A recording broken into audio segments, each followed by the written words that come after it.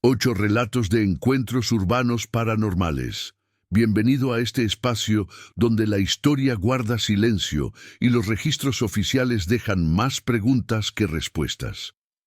Antes de comenzar, te invito a escribir en los comentarios desde qué lugar nos estás escuchando y si este relato te encuentra de día o en plena noche. Nos interesa saber hasta dónde llegan estas historias y en qué momento del tiempo vuelven a cobrar vida. En este canal exploramos casos reales, desapariciones y misterios ocurridos, relatos que fueron ocultados, ignorados o simplemente olvidados con los años. Si te atraen las historias oscuras basadas en hechos reales y quieres seguir descubriendo estos archivos silenciados, suscríbete al canal y activa la campana para no perderte ninguno de nuestros relatos. Ahora sí, acompáñanos en esta historia. 8 relatos de encuentros urbanos paranormales.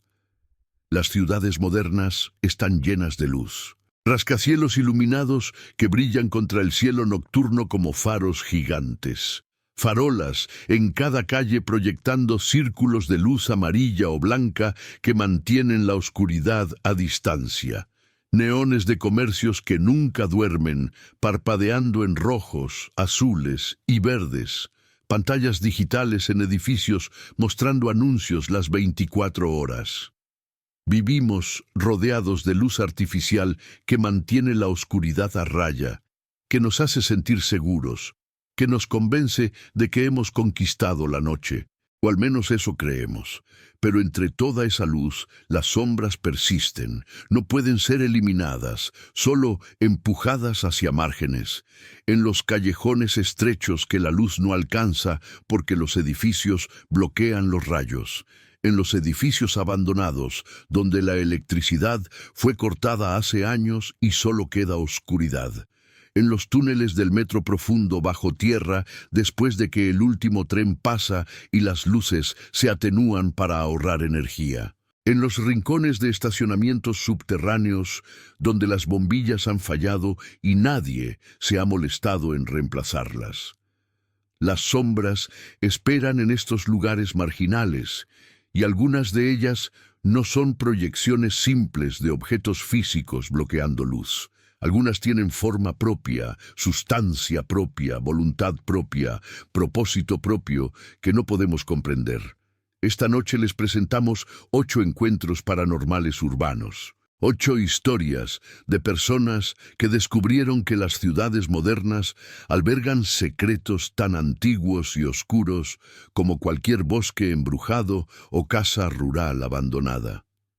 Porque el horror no necesita espacios abiertos y silencio nocturno. El horror encuentra maneras de manifestarse incluso en medio del ruido y el caos de las metrópolis. Un callejón donde los transeúntes desaparecen sin rastro. Una figura oscura que observa desde ventanas de edificios. Voces que resuenan en túneles de metro vacíos. Una sombra que sigue a su víctima sin importar dónde vaya. Luces que persiguen a los solitarios por calles desiertas. Puertas que se abren solas revelando vacío imposible. Mensajes escritos que aparecen en paredes limpias. Y una llamada telefónica que conecta con algo que no debería poder usar teléfonos. 8 historias, 8 sombras en la ciudad. 8 razones para mirar 2 veces cuando camines solo por las calles después del anochecer. Prepárense para descubrir que las ciudades más brillantes proyectan las sombras más oscuras. Historia 1. El callejón de los desaparecidos. El atajo peligroso. En el centro histórico de Ciudad de México, entre las calles de República de Brasil y República de Guatemala, hay un callejón estrecho sin nombre oficial. Los mapas lo muestran como espacio en blanco entre edificios. Los locales lo llaman simplemente el callejón oscuro, y todos saben que no debe usarse como atajo, especialmente de noche.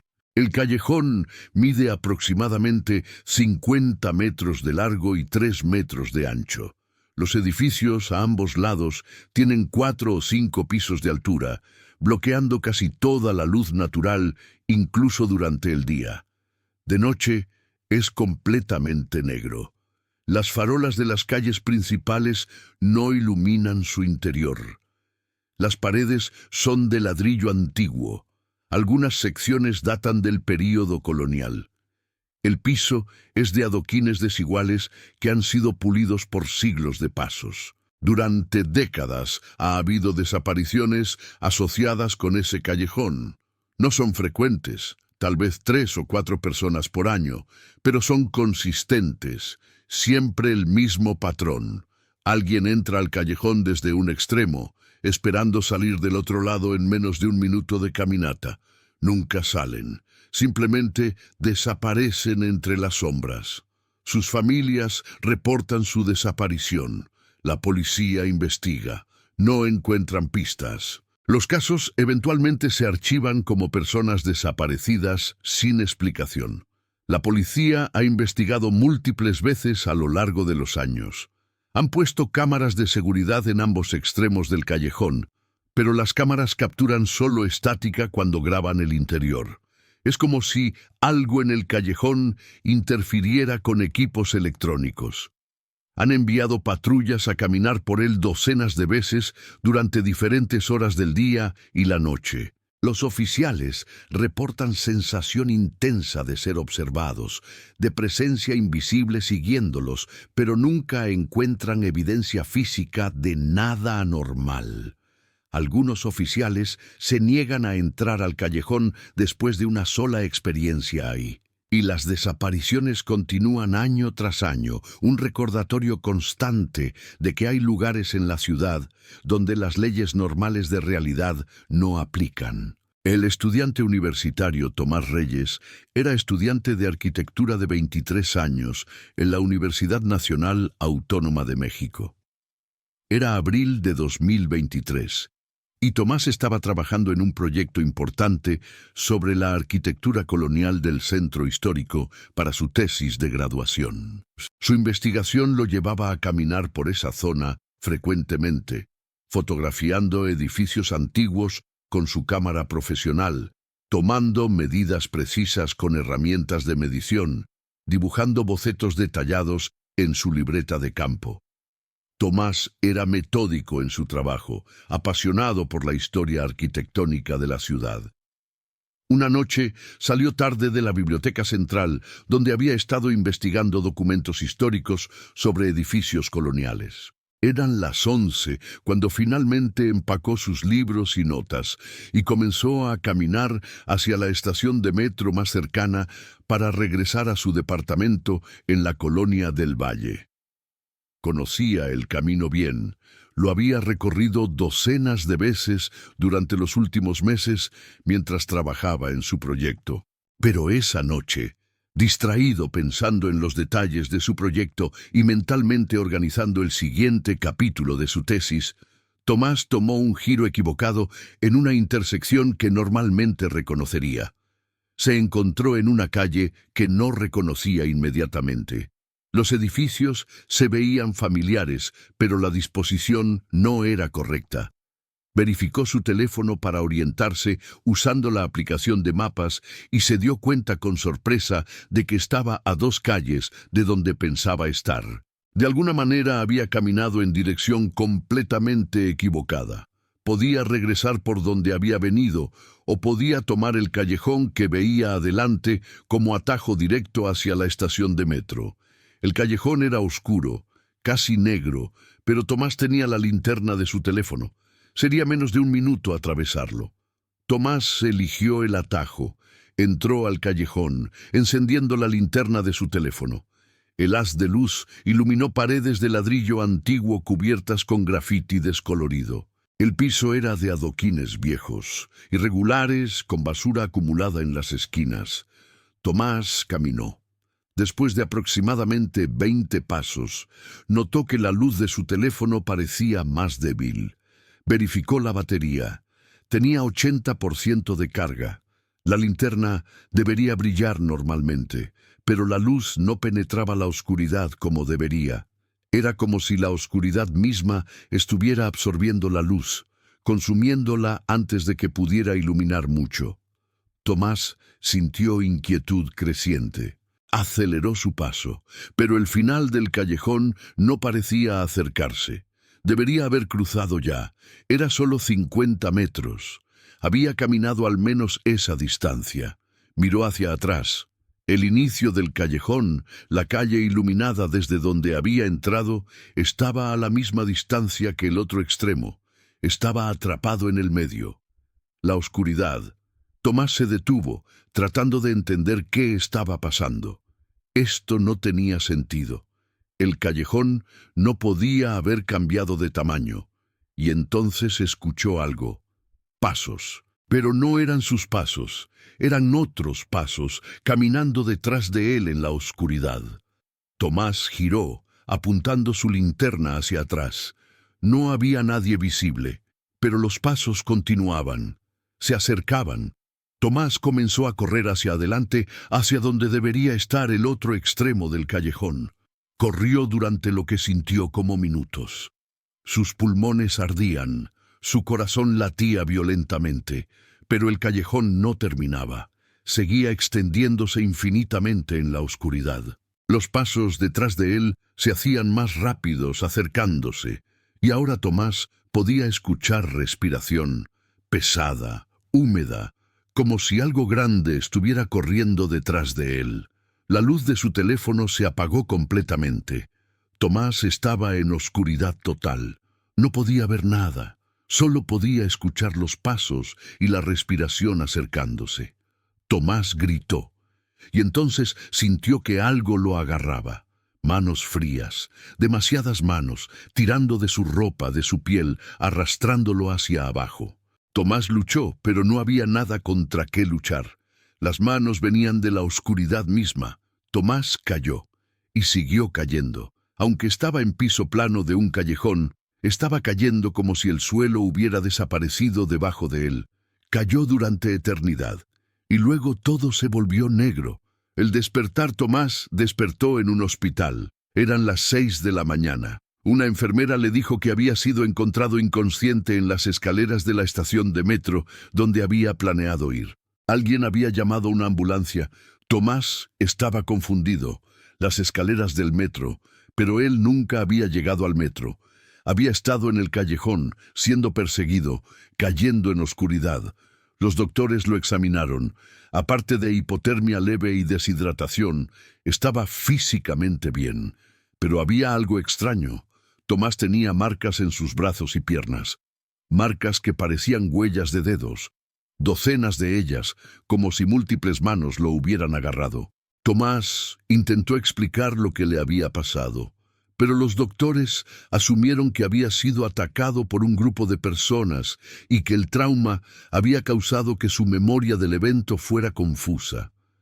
Dejaron que Tomás se fuera esa tarde. Regresó a su apartamento, todavía tratando de entender qué había pasado. Días después, Tomás investigó sobre el callejón. Descubrió las historias de desapariciones. Descubrió que docenas de personas habían desaparecido en ese callejón durante décadas. Y descubrió algo más perturbador.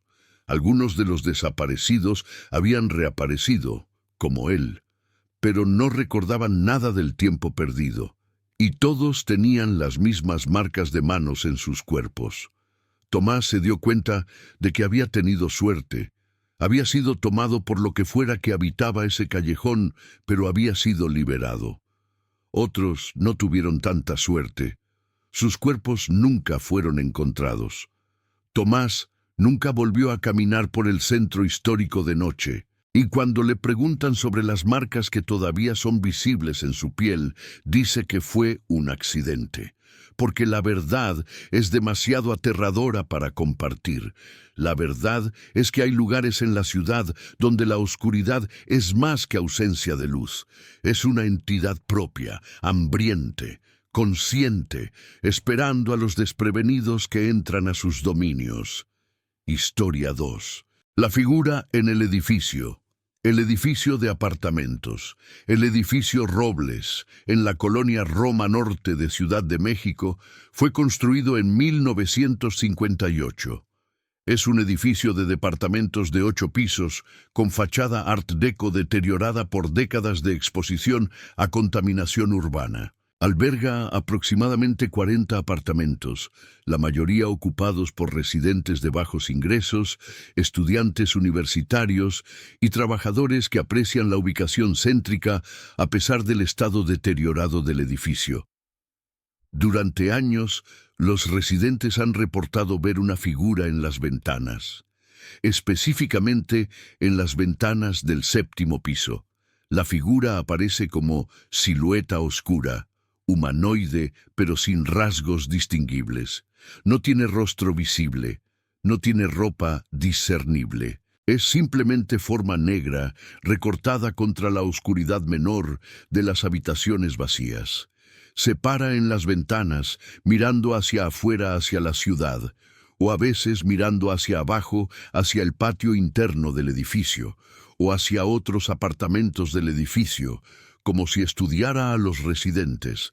Lo extraño es que el 7º piso ha estado desocupado durante décadas. Después de que un incendio en 1983 destruyó 3 apartamentos en ese piso, matando a 2 residentes y dejando a otros 3 con quemaduras graves, el propietario del edificio decidió no reparar ni rentar esos apartamentos. Simplemente los selló, bloqueando las puertas con cadenas gruesas y candados industriales. Las ventanas fueron tapiadas desde dentro. El piso quedó como monumento silencioso a la tragedia. Pero la figura sigue apareciendo en las ventanas del 7º piso, y no es solo visible desde afuera. Los residentes de otros pisos reportan verla ocasionalmente en los corredores, caminando silenciosamente, entrando y saliendo de apartamentos que supuestamente están vacíos. La residente nueva Sandra Morales se mudó al edificio Robles en agosto de 2022. Había encontrado un apartamento barato en el 4º piso y lo había tomado sin hacer muchas preguntas. Como estudiante de medicina de 29 años, con presupuesto limitado, no podía ser exigente con dónde vivía. Los primeros días fueron normales. Sandra desempacó sus cosas, conoció a algunos vecinos, estableció su rutina. Nadie mencionó nada sobre una figura en el edificio. La tercera noche, Sandra estaba estudiando en su sala alrededor de las 11, cuando sintió que alguien la observaba. Miró hacia arriba de sus libros y vio algo que la hizo contener el aliento. En la ventana de su apartamento desde afuera había una figura, pero Sandra estaba en el 4º piso. No había balcón, no había manera de que alguien pudiera estar parado afuera de su ventana. Y sin embargo, ahí estaba. Una silueta oscura, completamente negra, sin rostro visible, simplemente parada mirando hacia adentro. Sandra gritó y cerró las cortinas inmediatamente. Su corazón latía violentamente. Esperó varios minutos. Luego, cuidadosamente abrió las cortinas un poco para mirar. La figura se había ido. Sandra intentó convencerse de que había sido reflejo o sombra de algo en la calle, pero sabía lo que había visto, y esa noche no pudo dormir. Al día siguiente, Sandra mencionó el incidente a su vecina de al lado, una señora mayor llamada Doña Alicia, que había vivido en el edificio durante 30 años. Doña Alicia suspiró. «¿Viste la figura? Todos la vemos eventualmente. Vive en el 7º piso, o al menos eso es lo que pensamos. Aparece en ventanas, en corredores. Nunca hace daño que sepamos, solo observa». «¿Qué es?», preguntó Sandra. Doña Alicia se encogió de hombros. «Nadie lo sabe. Algunos piensan que es el fantasma de alguien que murió en el incendio. Otros piensan que es algo que siempre ha estado en el edificio, desde antes de que fuera construido. Lo único que sabemos es que está ahí, y que si la ignoras, generalmente te ignora a ti». Sandra intentó seguir ese consejo, pero la figura no la ignoró. Los encuentros. Durante las semanas siguientes, Sandra vio la figura múltiples veces, a veces en su ventana, mirando hacia adentro, a veces en el corredor cuando Sandra salía de su apartamento, la figura parada al final del pasillo, observando. A veces en el reflejo de espejos o superficies brillantes, apareciendo detrás de Sandra. Cada vez que Sandra la veía, sentía frío intenso. La temperatura alrededor de ella caía varios grados, y sentía peso de observación, como si la figura no solo mirara, sino estudiara, analizara, evaluara. Sandra comenzó a tener problemas para dormir. Tenía pesadillas donde la figura entraba a su apartamento, se acercaba a su cama, se inclinaba sobre ella con su rostro sin rasgos a centímetros del suyo. Los vecinos notaron que Sandra se veía cada vez más agotada. Doña Alicia le ofreció consejos. Poner sal en los marcos de puertas y ventanas, mantener luces encendidas toda la noche. Rezar. Sandra intentó todo. Nada funcionó. La figura seguía apareciendo. Una noche, Sandra decidió que había tenido suficiente. Iba a confrontar esto. Iba a subir al 7º piso y encontrar qué era esta figura. Era una decisión que casi le cuesta la vida.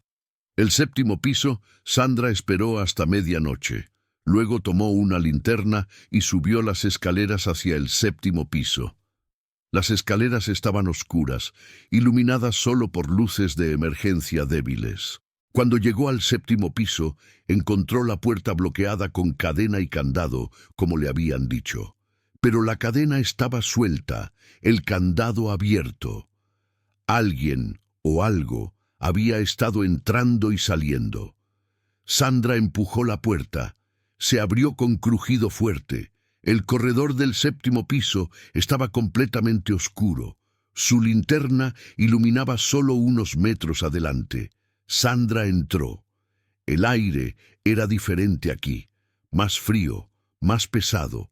Olía a humo viejo y algo más, algo que Sandra no podía identificar. Caminó por el corredor. Había puertas de apartamentos a ambos lados. Sandra intentó abrir la primera. Estaba cerrada con llave. La segunda también. La tercera puerta se abrió. Sandra iluminó el interior con su linterna. El apartamento estaba vacío, excepto por muebles quemados y paredes ennegrecidas. Evidencia del incendio de hace 40 años. Y en el centro de la sala estaba la figura. No era sombra o reflejo.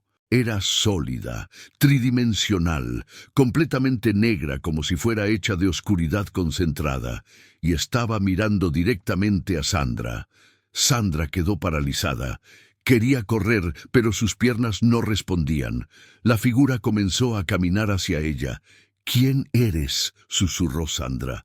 La figura no respondió con palabras. En cambio, Sandra sintió pensamientos entrando a su mente. No eran suyos, venían de la figura. Las imágenes inundaron la mente de Sandra. El edificio siendo construido en terreno donde antes había cementerio. Cuerpos enterrados sin ser movidos, simplemente cubiertos con concreto. Almas atrapadas, incapaces de descansar. Una de esas almas manifestándose como esta figura, observando eternamente a los vivos que ahora ocupaban el espacio sobre sus tumbas. Sandra entendió. La figura no era malévola, era triste, solitaria, atrapada en este edificio, incapaz de seguir adelante. «Lo siento», dijo Sandra, «lo siento mucho». La figura se detuvo, inclinó su cabeza como si estuviera considerando las palabras de Sandra, y entonces retrocedió, desvaneciéndose en sombras del apartamento quemado. El respeto. Desde esa noche, Sandra todavía ve la figura ocasionalmente, pero ya no tiene miedo. Ahora entiende que la figura es simplemente un residente más del edificio, uno que murió hace mucho tiempo, pero que nunca pudo irse. Sandra comenzó una tradición. Una vez al mes, sube al 7º piso y deja flores frescas en el corredor. Es su manera de mostrar respeto a aquellos que fueron enterrados bajo el edificio sin ceremonias apropiadas. Otros residentes que saben la verdad ahora hacen lo mismo. Y desde que comenzaron esta tradición, las apariciones de la figura se han vuelto menos frecuentes, menos perturbadoras. Porque a veces los fantasmas no quieren asustar, solo quieren ser recordados. Solo quieren que alguien reconozca que existieron, que sufrieron, que todavía están ahí. Historia 3. Voces en el metro. El último tren. El metro de Ciudad de México transporta millones de pasajeros cada día.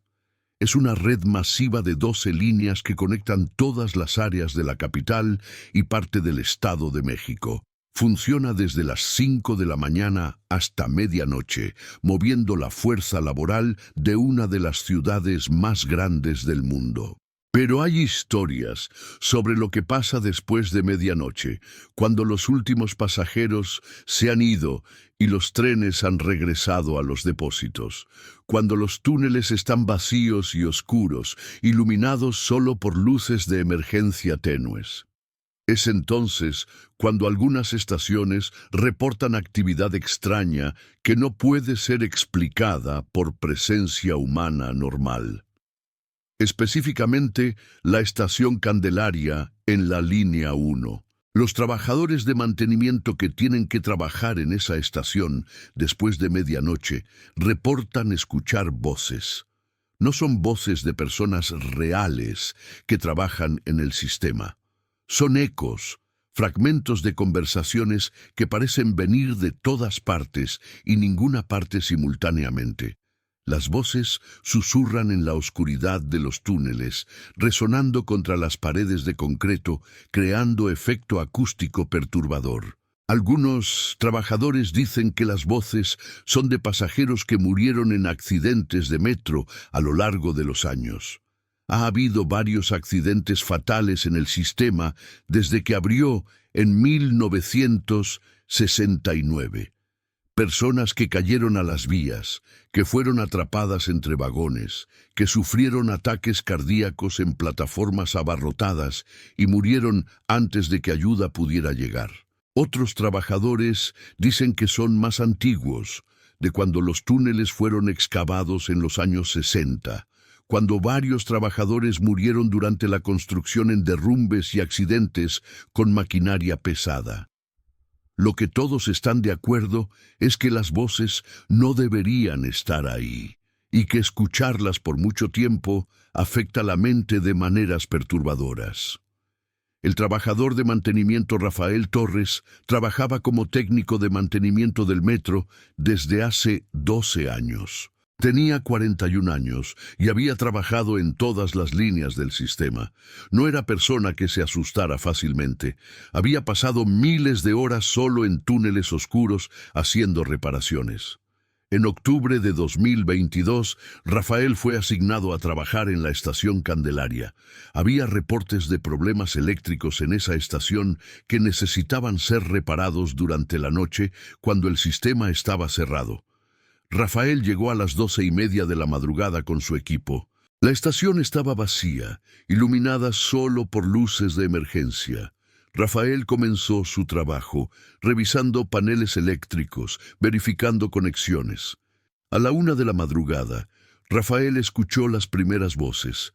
Al principio pensó que eran otros trabajadores, pero cuando llamó no hubo respuesta. Las voces continuaban, susurrando en la distancia. Rafael intentó ignorarlas y continuar su trabajo, pero las voces se hacían más fuertes. Ahora podía distinguir palabras. Ayuda, por favor, ayuda. ¿Dónde estoy? No puedo ver. El tren viene. El tren viene. Rafael sintió escalofríos. Estas no eran conversaciones normales, eran fragmentos, repeticiones, como grabaciones reproducidas en bucle. Rafael caminó hacia donde pensaba que las voces venían. Lo llevaron hacia el borde de la plataforma, hacia el túnel oscuro donde los trenes normalmente pasarían. Rafael iluminó el túnel con su linterna. No había nada visible excepto rieles y oscuridad. Pero las voces venían definitivamente del túnel. Rafael sabía que no debería, pero su curiosidad venció. Bajó cuidadosamente a las vías y comenzó a caminar hacia el túnel. Las voces se hacían más claras a medida que se adentraba. Ahora no eran solo fragmentos, eran conversaciones completas. Cientos de voces hablando simultáneamente, creando cacofonía de sonido que llenaba el túnel. Rafael se detuvo, abrumado. Esto era demasiado. Necesitaba salir, pero cuando se volteó para regresar, el túnel detrás de él se veía diferente, más largo de lo que debería, y había figuras paradas en las vías, siluetas oscuras de personas, docenas de ellas, todas mirando hacia Rafael. Rafael corrió de regreso hacia la estación, las voces gritando ahora, las figuras siguiéndolo. Sentía manos invisibles tratando de agarrarlo, de jalarlo hacia atrás. Rafael alcanzó la plataforma y se subió con dificultad. Miró hacia atrás. Las figuras se habían detenido en el borde de la plataforma, incapaces o no dispuestas a subir. Rafael agarró su equipo y salió de la estación Candelaria tan rápido como pudo. Reportó que no podía completar el trabajo esa noche debido a emergencia personal. Nunca regresó a esa estación. De hecho, renunció a su trabajo 2 semanas después. Las voces lo seguían incluso cuando estaba en casa. Las escuchaba en momentos silenciosos, susurrando en el fondo de su mente.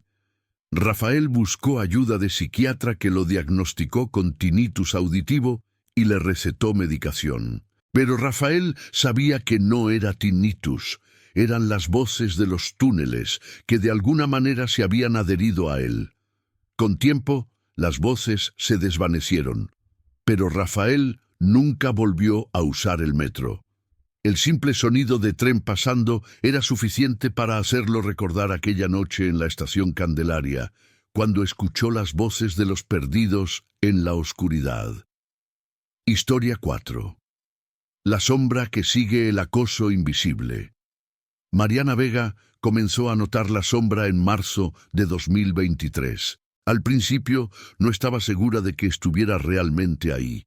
Era solo sensación persistente e inexplicable de ser seguida cuando caminaba sola por las calles de noche. Una sensación que la hacía mirar sobre su hombro constantemente, que hacía que su corazón latiera más rápido, que la ponía en estado de alerta constante. Mariana tenía 27 años y trabajaba como diseñadora gráfica freelance desde su apartamento en la Colonia Condesa, una de las áreas más trendy y pobladas de Ciudad de México. Como trabajaba desde casa y sus clientes eran principalmente internacionales con diferentes zonas horarias, sus horas eran extremadamente flexibles. A menudo salía tarde en la noche para comprar comida en los restaurantes de 24 horas que abundaban en la zona, o simplemente para caminar y despejar su mente después de largas horas frente a la computadora, disfrutando las calles tranquilas de la ciudad después de que la multitud diurna se había ido. Una noche específica, mientras caminaba de regreso a su apartamento después de cenar sola en restaurante italiano local que le gustaba frecuentar, Mariana sintió por primera vez la sensación inequívoca de que alguien la seguía. No era simple paranoia urbana que todos experimentan ocasionalmente. Era sensación específica, intensa, de presencia detrás de ella. Se volteó rápidamente, esperando ver a alguien a metros de distancia. Pero la calle estaba completamente vacía. No había peatones, no había autos estacionados con ocupantes, no había absolutamente nadie visible. La sensación persistió. Mariana aceleró su paso. La presencia detrás de ella también aceleró. Mariana llegó a su edificio y subió corriendo las escaleras a su apartamento.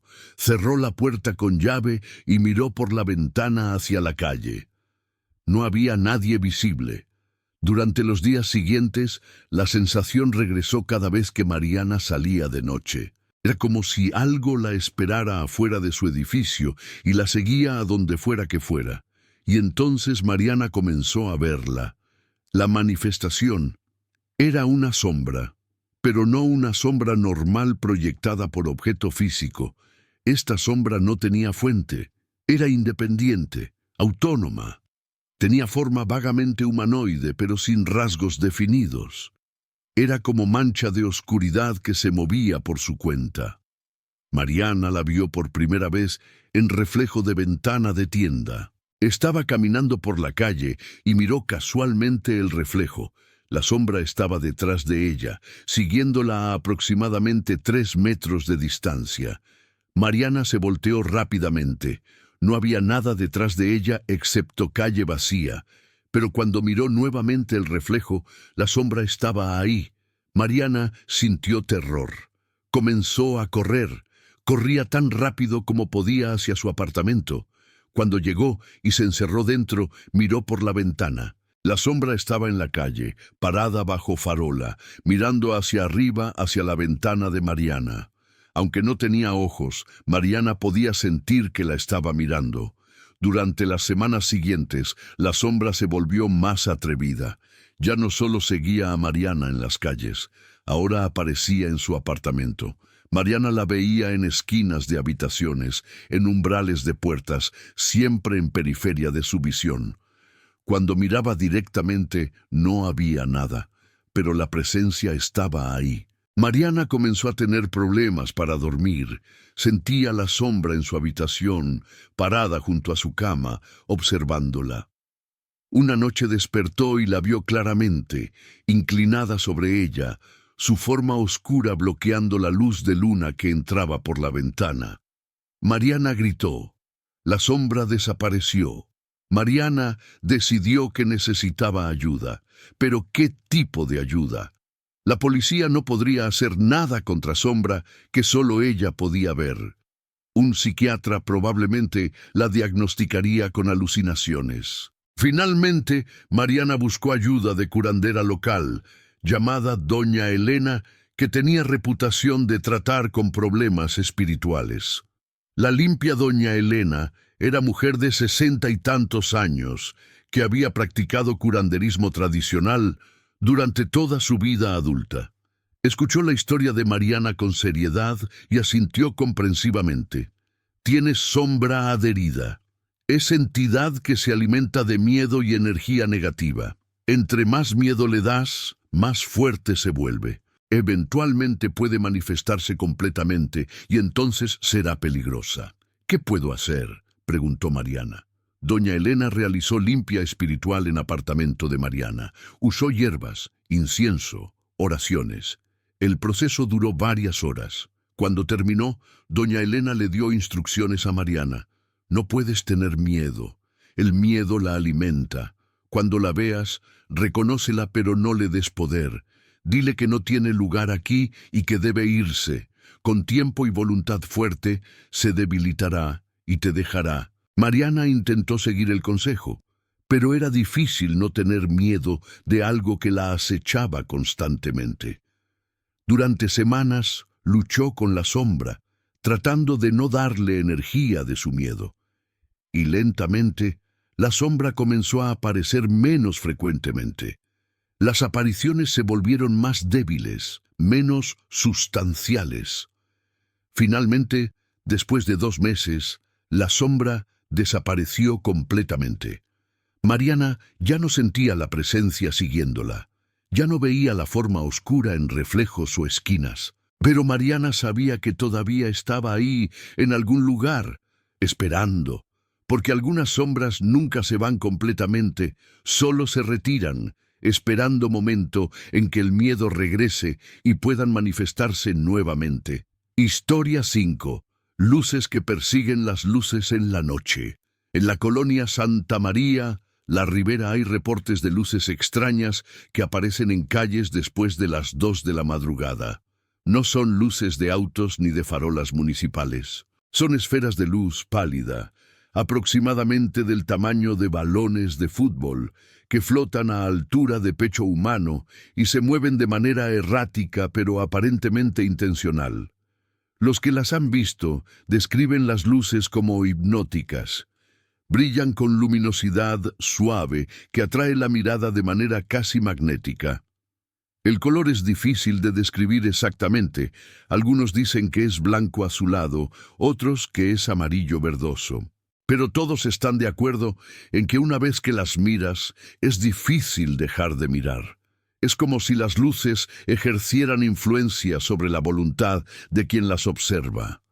Lo peligroso es que las luces parecen perseguir a las personas. Si alguien está caminando solo de noche y las luces aparecen, comenzarán a seguir a esa persona. Lentamente al principio, flotando a distancia de 15 o 20 metros, pero acelerando gradualmente si la persona intenta huir. Las luces pueden moverse sorprendentemente rápido cuando quieren, alcanzando velocidades que ningún corredor humano podría igualar. Varios residentes han reportado ser perseguidos por las luces durante cuadras enteras, corriendo desesperadamente mientras las esferas luminosas flotan detrás, acercándose inexorablemente. Las luces los siguen sin importar qué tan rápido corran, sin importar cuántas esquinas doblen. Y aquellos que han sido atrapados por las luces, aquellos que no pudieron llegar a refugio iluminado a tiempo, reportan experiencias aterradoras. Pérdida de tiempo donde horas pasan, pero solo sienten que fueron minutos. Lagunas en memoria donde no pueden recordar qué pasó durante el encuentro. Sensación de haber sido tocados por algo frío e invisible, como manos heladas examinándolos. Algunos despiertan en lugares diferentes de donde fueron atrapados, sin idea de cómo llegaron ahí. El corredor nocturno Diego Ramírez era corredor dedicado de 32 años. Salía a correr cada madrugada a las 5 antes de ir a su trabajo como contador. Vivía en la colonia Santa María, La Ribera, y su ruta usual lo llevaba por las calles tranquilas del vecindario. Una madrugada en mayo de 2022, Diego salió más temprano de lo usual. Eran las 3 de la madrugada. No había podido dormir y decidió quemar energía corriendo. Las calles estaban completamente desiertas. Solo Diego y el sonido de sus pasos resonando en el silencio. Había corrido aproximadamente 2 kilómetros cuando vio la primera luz. Era esfera de luz pálida flotando en medio de la calle adelante. Diego se detuvo, curioso. Nunca había visto algo así. La luz comenzó a moverse hacia él, lentamente, como si estuviera siendo llevada por brisa suave. Diego sintió atracción inexplicable hacia ella. Quería tocarla, ver qué era. Dio un paso hacia la luz. La luz se detuvo. Diego dio otro paso. La luz retrocedió. Era como si estuviera jugando con él. Diego sintió que algo estaba mal. Su instinto le decía que corriera, pero la luz era tan hermosa, tan fascinante. Y entonces aparecieron más luces. 5, 10, 20 de ellas, surgiendo de callejones y esquinas, todas flotando hacia Diego. Lo rodearon, formando círculo perfecto alrededor de él. Diego sintió pánico. Intentó romper el círculo, corriendo hacia espacio entre dos luces. Pero las luces se movieron, bloqueando su camino. El círculo comenzó a cerrarse. Las luces se acercaban, comprimiéndose alrededor de Diego. Podía sentir calor emanando de ellas ahora. No era calor agradable, era ardiente, casi doloroso. Diego cerró los ojos y empujó a través de las luces. Sintió sensación de frío intenso cuando pasó a través de ellas, como sumergirse en agua helada. Pero logró romper el círculo. Corrió tan rápido como nunca había corrido. Las luces lo perseguían, flotando detrás de él con velocidad imposible. Diego podía escucharlas, un zumbido bajo que hacía vibrar el aire.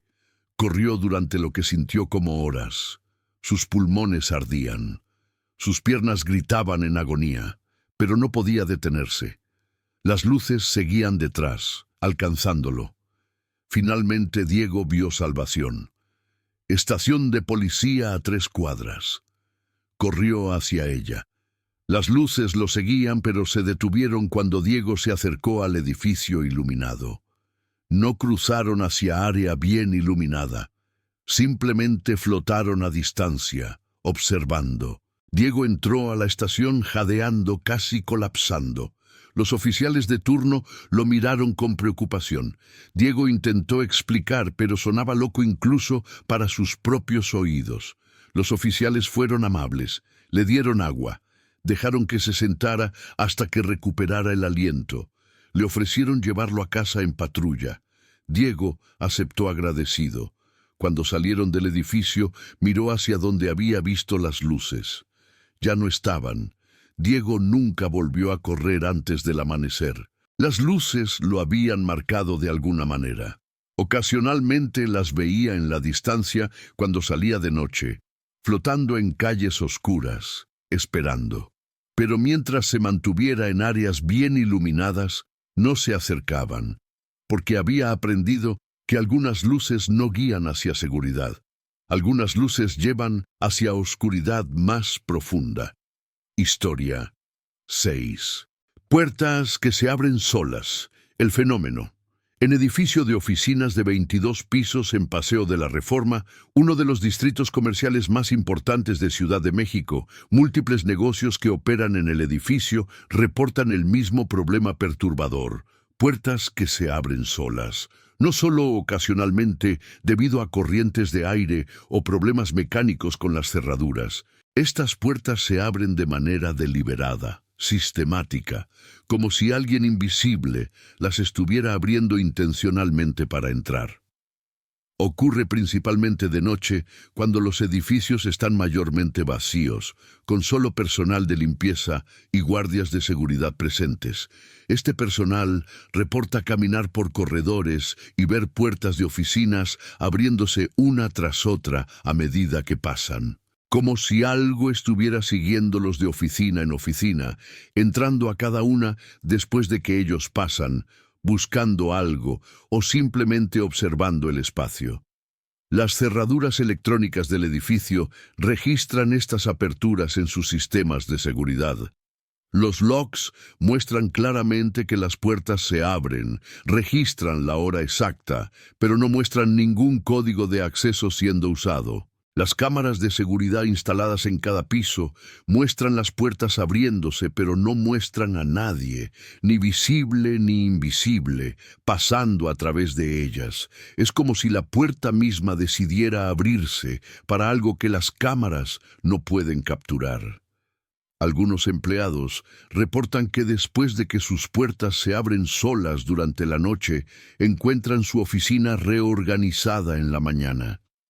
Papeles movidos de lugar, computadoras encendidas aunque fueron apagadas, sillas movidas de posición. Es como si algo estuviera revisando las oficinas durante la noche, buscando algo específico, pero nunca encontrándolo. El guardia de seguridad Carlos Mendoza trabajaba como guardia de seguridad en el edificio. Tenía turno nocturno, de 10 de la noche a 6 de la mañana. Era trabajo solitario, pero Carlos lo prefería. Le daba tiempo para estudiar para sus clases de contabilidad que tomaba durante el día. Carlos había escuchado las historias sobre puertas que se abren solas, pero nunca les había dado mucha importancia. Probablemente eran fallas en sistema de seguridad o empleados que olvidaban cerrar apropiadamente. Hasta la noche que Carlos experimentó el fenómeno personalmente. Era las 3 de la madrugada. Carlos estaba haciendo su ronda habitual, caminando por los corredores del edificio, verificando que todas las puertas estuvieran cerradas. Estaba en 10º piso, cuando escuchó sonido metálico de cerradura abriéndose. Miró hacia abajo del corredor. Una puerta de oficina se había abierto. Carlos caminó hacia ella para cerrarla. Cuando llegó, revisó la oficina. Estaba vacía, todo en orden. Carlos cerró la puerta con llave y continuó su ronda.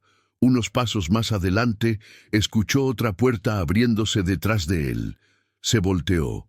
La puerta que acababa de cerrar estaba abierta nuevamente. Carlos sintió inquietud. Regresó y cerró la puerta otra vez. Esta vez esperó, observándola. La puerta permaneció cerrada durante 30 segundos. Luego, la cerradura clic y la puerta se abrió lentamente. Carlos podía ver claramente que no había nadie tocándola. Simplemente se abría sola. Carlos retrocedió, y entonces todas las puertas del corredor comenzaron a abrirse, una tras otra, en secuencia, como fichas de dominó cayendo. 20 puertas abriéndose simultáneamente. Carlos corrió hacia escaleras.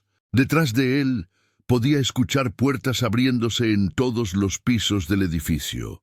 Era como si algo masivo estuviera despertando, abriendo cada puerta para buscar algo o alguien. Carlos llegó al vestíbulo principal y se quedó ahí hasta que su turno terminó. No volvió a subir a los pisos superiores esa noche. A la mañana siguiente, Carlos reportó lo que había experimentado. La gerencia del edificio lo tomó con seriedad suficiente para contratar técnico para revisar sistema de cerraduras electrónicas. No encontraron fallas. Carlos continuó trabajando en el edificio, pero nunca se sintió cómodo nuevamente. Sabía que algo habitaba esos pisos superiores, algo que abría puertas porque estaba buscando. Y Carlos rogaba que lo que fuera que estuviera buscando nunca lo encontrara. Historia 7. Mensajes en las paredes. La escritura misteriosa. En Colonia Doctores, uno de los barrios más antiguos y densamente poblados de Ciudad de México, varios residentes que viven en diferentes calles y edificios reportan encontrar mensajes escritos en paredes de sus casas y apartamentos. Los mensajes aparecen durante la noche en paredes que estaban completamente limpias el día anterior, sin ninguna marca o escritura visible. La escritura no es grafiti normal hecho por vándalos o artistas callejeros. No está hecha con pintura en aerosol, marcador permanente o cualquier medio de escritura convencional. Parece estar quemada directamente en la superficie de la pared, como si alguien hubiera usado calor intenso o láser para marcar las palabras directamente en el yeso, concreto o ladrillo. Las letras son irregulares, como si fueran escritas con prisa o con mano temblorosa. Algunas letras son más profundas que otras, como si la presión o intensidad hubiera variado. Los mensajes son crípticos y frecuentemente perturbadores. Algunos son advertencias vagas sobre peligro inminente. Otros son amenazas veladas que no especifican qué va a ocurrir, pero transmiten sensación de doom. Algunos parecen ser simplemente nombres de personas, a veces nombres de residentes actuales, a veces nombres de personas que vivieron en esas casas hace décadas. No hay patrón lingüístico claro, excepto que todos los mensajes son en español, y todos parecen estar intentando comunicar urgencia. Es como si algo estuviera tratando de comunicarse, o tal vez predecir, o tal vez causar los eventos mismos mediante sus mensajes. La familia advertida, la familia Ortiz, vivía en casa pequeña en la Colonia Doctores. Eran 5, padre Manuel de 45, madre Rosa de 42 y 3 hijos de 18, 15 y 12 años. Una mañana en julio de 2022, Rosa encontró mensaje quemado en pared de su cocina. Decía simplemente, se acerca. Rosa limpió la marca, pero volvió a aparecer al día siguiente. Esta vez con mensaje adicional, protejan al más joven. Rosa le contó a Manuel. Ambos estaban asustados. ¿Qué se acercaba? ¿Por qué su hijo menor estaba en peligro? Decidieron mantener a sus hijos cerca de casa, especialmente al menor, un niño de 12 años llamado Pablo. No dejaron que fuera a casa de amigos ni que jugara en la calle. Los mensajes continuaron apareciendo. Cada día uno nuevo. 2 días. 1 día. Hoy. En el último día, la familia estaba aterrorizada. No sabían qué esperar, pero estaban preparados para lo peor. Esa tarde, Pablo se enfermó súbitamente, fiebre alta, convulsiones. Rosa y Manuel lo llevaron corriendo al hospital. Los doctores lo diagnosticaron con meningitis bacteriana, infección potencialmente mortal. Pero porque lo habían llevado inmediatamente al primer signo de síntomas, los doctores pudieron tratarlo efectivamente. Pablo sobrevivió. Los doctores dijeron que si hubieran esperado unas horas más, habría sido demasiado tarde. Rosa y Manuel se dieron cuenta de que los mensajes no habían sido amenazas, habían sido advertencias. Algo les había estado avisando que su hijo estaba en peligro, dándoles tiempo para estar preparados. Después de que Pablo se recuperó y regresó a casa, apareció un último mensaje en la pared de la cocina. Están a salvo ahora. Y los mensajes nunca volvieron a aparecer. La familia Ortiz nunca supo quién o qué había enviado los mensajes, pero estaban agradecidos. Esos mensajes misteriosos habían salvado la vida de su hijo. Historia 8. La última llamada. El teléfono que suena Gabriela Ruiz vivía sola en apartamento en Colonia Narvarte, una de las áreas residenciales más establecidas de Ciudad de México. Tenía 35 años, trabajaba como abogada especializada en derecho corporativo para firma prestigiosa y disfrutaba su independencia después de terminar relación de 5 años, 2 años atrás. Su teléfono fijo rara vez sonaba. La mayoría de la gente, tanto clientes como amigos, usaba su número de celular para contactarla. El teléfono fijo era reliquia que Gabriela mantenía principalmente porque venía incluido en su paquete de servicios de Internet. Una noche en septiembre de 2023, el teléfono fijo de Gabriela sonó a las 3 de la madrugada. Gabriela despertó sobresaltada por el sonido estridente del timbre anticuado. Nadie llamaba a esa hora, a menos que fuera emergencia familiar seria o error de marcación. Gabriela alcanzó el teléfono en su mesita de noche con mano somnolienta y contestó con voz rasposa de sueño. «Hola, ¿quién habla?» Silencio del otro lado de la línea. Pero no era silencio completo, vacío. Gabriela podía escuchar algo, respiración, pesada, laboriosa, irregular, como si quien llamaba tuviera dificultad grave para respirar o estuviera haciendo esfuerzo físico intenso. «Hola», repitió Gabriela, ahora más despierta y comenzando a sentir inquietud. «¿Quién es? Si es broma no tiene gracia». Más silencio con respiración de fondo. Luego voz. Era voz de mujer, débil, distante, como si viniera de muy lejos o como si la persona estuviera hablando desde espacio cerrado. La calidad del audio era extraña, con estática y eco que no eran típicos de llamadas telefónicas modernas. «Ayuda. Por favor, ayuda». Gabriela sintió escalofrío. «¿Quién eres? ¿Dónde estás?» La voz no respondió la pregunta. En cambio, comenzó a recitar dirección. La dirección del apartamento de Gabriela. «Estás en calle Nuevo León, número 342, apartamento 206. Gabriela sintió terror. ¿Cómo sabía esta persona dónde vivía? «¿Quién eres?», gritó Gabriela. La voz continuó, ahora describiendo el interior del apartamento de Gabriela. El color de las paredes, la disposición de los muebles, detalles que solo alguien que había estado dentro podría conocer. «Estoy en tu sala ahora. Puedo verte durmiendo en tu habitación». Gabriela dejó caer el teléfono y corrió a su sala. Estaba vacía. No había nadie ahí. Revisó todo el apartamento. Las puertas y ventanas estaban cerradas con llave. Estaba sola. Gabriela regresó al teléfono. La llamada todavía estaba conectada. Podía escuchar la voz susurrando en el auricular. «No estoy ahí, pero estaré pronto. Estaré ahí cuando menos lo esperes. Y cuando llegue, sabrás». La llamada se cortó. Gabriela no pudo dormir el resto de la noche. A la mañana siguiente, verificó identificador de llamadas. Mostraba que la llamada había venido de su propio número. Alguien había llamado desde su teléfono fijo a su teléfono fijo, lo cual era imposible. Gabriela cambió su número de teléfono, instaló cerraduras nuevas, puso cámaras de seguridad. Pero el miedo persistía, porque la voz había prometido regresar, y Gabriela sabía que cumpliría su promesa.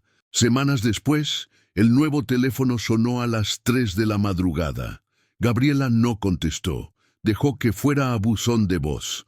A la mañana siguiente escuchó el mensaje. Era la misma voz. Te dije que regresaría. Te estoy observando ahora. Gabriela vendió su apartamento y se mudó a otra colonia.